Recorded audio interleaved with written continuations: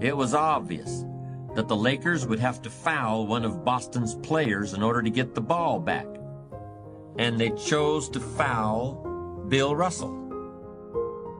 This was a perfectly logical choice, since statistically, Russell was the worst free throw shooter on the court at that moment.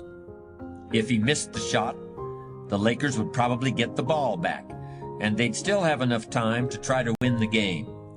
But if Russell made his first free throw, the Lakers' chances would be seriously diminished, and if he made both shots, the game would essentially be over. Bill Russell had a very peculiar style of shooting free throws.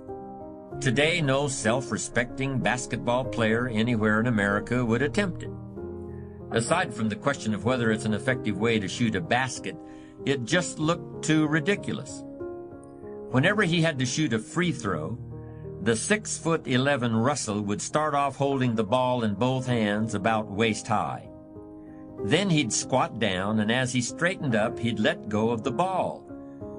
It looked like he was trying to throw a bucket of dirt over a wall.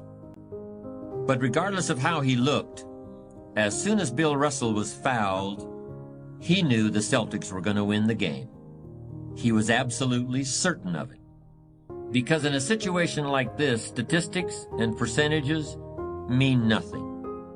There was a much more important factor at work, something that no one has found a way to express in numbers and decimal points. Simply put, Bill Russell was a player who wanted to take responsibility for the success or failure of his team. He wanted the weight on his shoulders in a situation like this. No possibility for excuses, no possibility of blaming anyone else if the game was lost, no second guessing. Bill Russell wanted the ball in his own hands and nobody else's. And like magic, even if he'd missed every free throw he'd ever shot in his life before this, he knew he was going to make this one. And that is exactly what happened. That is what virtually always happens when a man or woman accepts responsibility eagerly and with confidence.